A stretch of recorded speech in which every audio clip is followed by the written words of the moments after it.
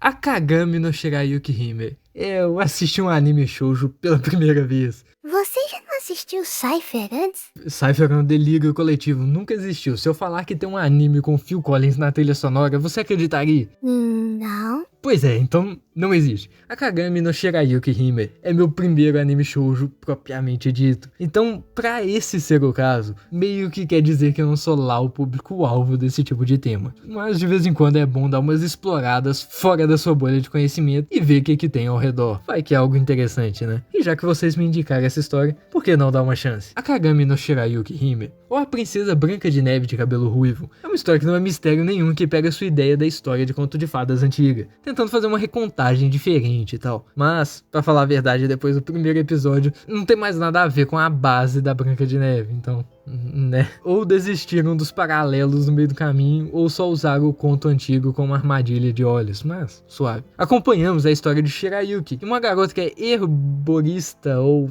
fitoterapeuta, eu nunca ouvi essa palavra na minha vida antes. Enfim, uma pessoa que usa ervas. Não é a que você tá pensando. E nem as doideiras que eles dizem ser medicinal, que vem nos pacotinhos de plástico fora de regulamentação que dizem que fazer todo tipo diferente de efeito. A história de Shirayuki é ambientalizada em um mundo medieval, mais fantasiosinho. E assim como no nosso passado, quando alguém fica doente, as formas de tratamento são baseadas em itens naturais, raízes, flores, folhas, porque são as coisas que eles tinham acesso e conhecimento na época. Talvez não são muito eficazes, mas enfim, é o que eles tinham para trabalhar. Então Shirayuki é meio que um farmacêutico local que faz os próprios produtos. Com as palavras que eu tô usando, dá realmente pra achar que ela vende droga caseira, né? Não é mentira, mas vocês me entenderam. Essa moça chama muita atenção por onde passa, por causa da cor do seu cabelo, que não só é ruivo, mas é um vermelho bem vermelho e é normalmente comparada a uma maçã. Esse cabelo vai ser o motivo de tudo que vai acontecer nessa história. A vontade de ter o exótico e diferente motiva o príncipe local a persuadir ela a ser a sua namoradinha. Ela não quer. O príncipe é meio tosco e obviamente vai tentar forçar ela. Ela faz de tudo que consegue para sair das garras da realeza. Mas enquanto fugia, encontra com um grupo e por acaso se juntam nessa história toda e ajudam a garota de cabelos vermelhos a se livrar dos maus que a cor dos seus cabelos atraiu. Ou seja, é uma história de contos de fadas que uma menininha simples tem algo diferente e por causa disso é jogada fora pela sociedade. Mas que uma pessoa poderosa, um príncipe, vê o valor daquilo e a vida da honesta garota vira de cabeça para baixo, tanto por um pesadelo ruim, mas também por um grande sonho.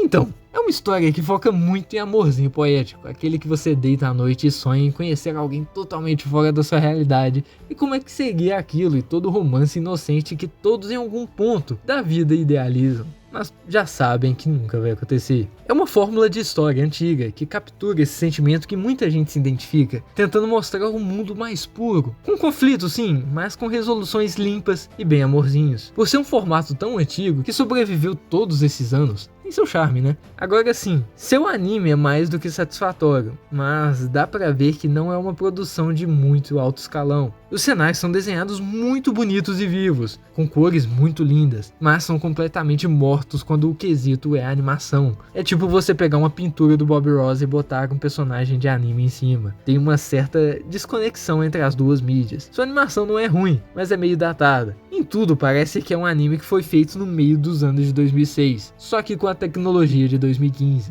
Não tem como falar que sofre da maldição dos 2010, mas seu sentimento é mais que você tá vendo algo da época que o mangá começou e não algo de 2015. Mas de qualquer forma não é o suficiente para atrapalhar o aproveitamento de forma alguma. E como um todo, é boa, e ao longo da temporada vai ficando melhor, principalmente mesclar as sensacionais cores de cenários e a arte de ambientalização com os personagens em si. E quando tem luta, xixi, é mais fluido do que muito anime que esse é o foco. Agora a história. Mesmo depois de assistir a primeira temporada, eu não sou e nem me tornei o público-alvo desse tema. Então o que eu vou falar é mais a minha experiência e o que passou na minha cabeça. Não dá pra dizer que é uma referência se você deve assistir ou algo assim. Mas enfim, agora eu vou convocar todos os especialistas de shoujo que estão assistindo esse vídeo. Mas toda história tem que ter um romance que apaga tudo que tá rolando em volta. Vocês devem saber melhor do que eu se todos os shoujos são assim. Mas parece que tudo perde importância pra dar uma atenção ao love da Shirayuki com o Zen. E sim, esse é meio que o principal ponto da história, o que a faz ser uma história desse tipo. Mas como que eu posso explicar?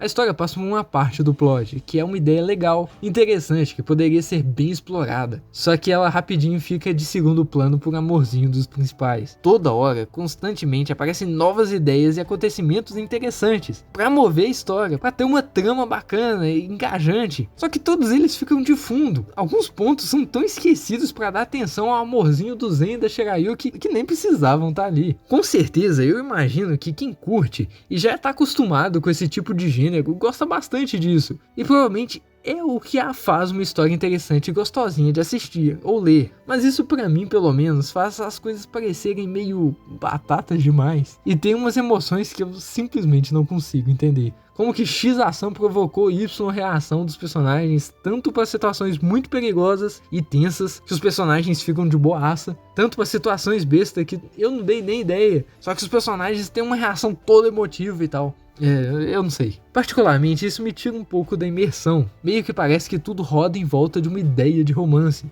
Só que nem sempre as situações que aparecem deveriam ser rodadas em volta de um romance. Não sei se vocês me entendem, fica meio forçado talvez. Caramba, eles foram num castelo de guarda que todos estão caindo doentes misteriosamente. O que será que tá rolando? É uma maldição? O que os personagens vão fazer pra solucionar isso? Será que eles vão conseguir salvar os soldados? Ah não, era só uma lenha que solta fumo tóxico. Joga fora e suave. Mais importante do que isso, Shirayuki, como que você é linda, maravilhosa e inteligente.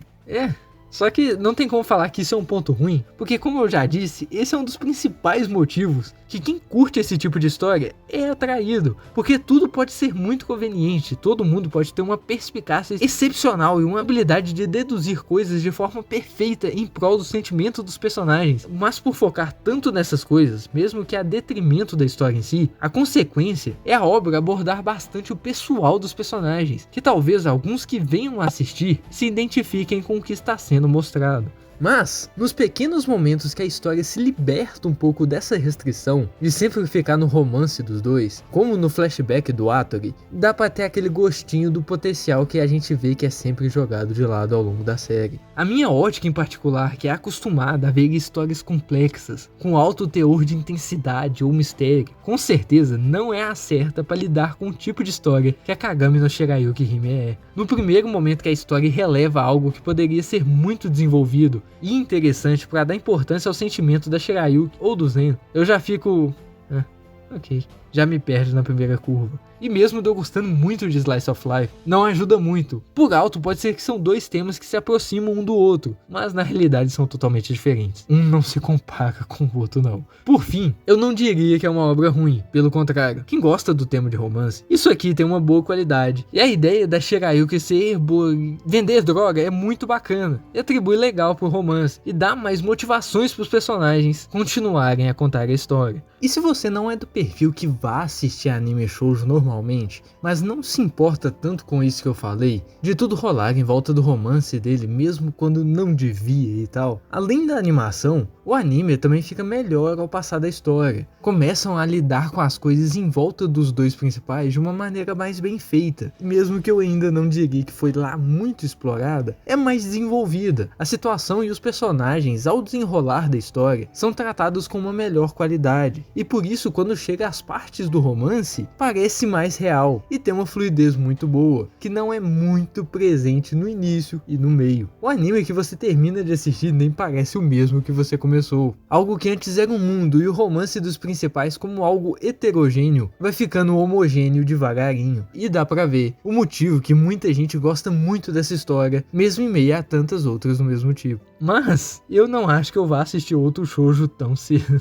a não ser que vocês me sacaneiem na próxima votação. A constante jogada de lado de temas e plot points interessantes para dar a atenção de como o Zen percebe que a Shirayuki não tá dormindo direito me deixa mais frustrado do que eu posso admitir. Eu sei que muitas pessoas têm a mesma perspectiva, mas não é justo julgar uma obra que o foco não é desenvolver tramas complexas com a mesma ótica de outras histórias que esse é o foco. A Kagami no Shirayuki Hime é uma história pra sentar, relaxar vendo um romancezinho bonitinho, inocente e gracinha, e esquecer que todo mundo tá indo pro saco.